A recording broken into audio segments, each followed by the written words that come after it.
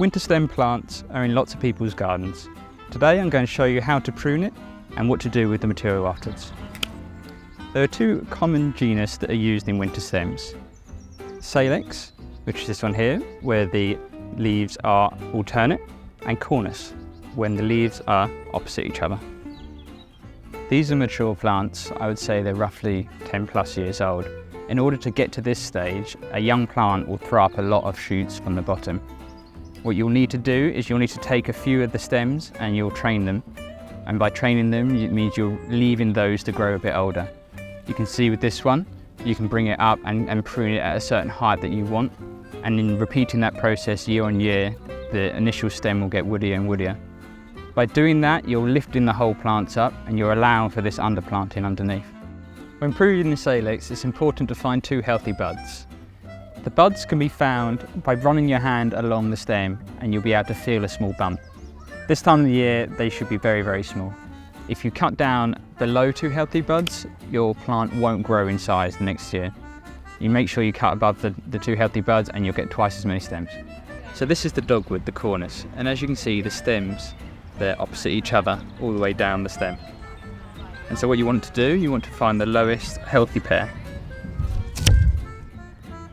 So once you're confident with the process, what you need to do is remove all the stems down to the lowest bud on the Cornus and the two buds on the Salix. If you come across any deadwood, remove that as well. If there's any thicker stems, a pruning saw could be useful as well. So here we have an alternative pruning technique. The central stem has not been selected and so it's been removed down to the ground. What you do with this is you'll be pruning it back to the ground, back to two healthy buds each year, and that provides this lovely oval shape. So these Cornus have just gone in this year. We need to let them establish for 2 years before we prune anything, but at that point you can then decide whether you cut down to the base the two healthy buds and allow it to bush out, or select a few stems to grow up as a standard. So when you finish your pruning, you're likely to have sticks like this. One thing you can do is propagate from them. Take a 30 centimetre cutting, pop it in the ground and it should propagate easily for next year. Or you can be a bit more ambitious. So in order to create this, what you need to do is you'll need to put these posts in the ground where you want them to go, make sure they're in sturdy, and then all you need to do is start stacking in your material. What you want to do is you want to push them through the layers instead of laying them on top of each other, because that will create sturdiness. So reasons why you might want to build something like this is that it's a fantastic screen for things like your compost heap.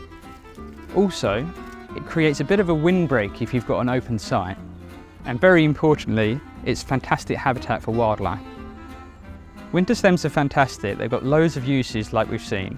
But if you don't want to do that, you can always compost them. The important thing is to keep them in the loop. Keep the material in the garden and it's fantastic for the environment.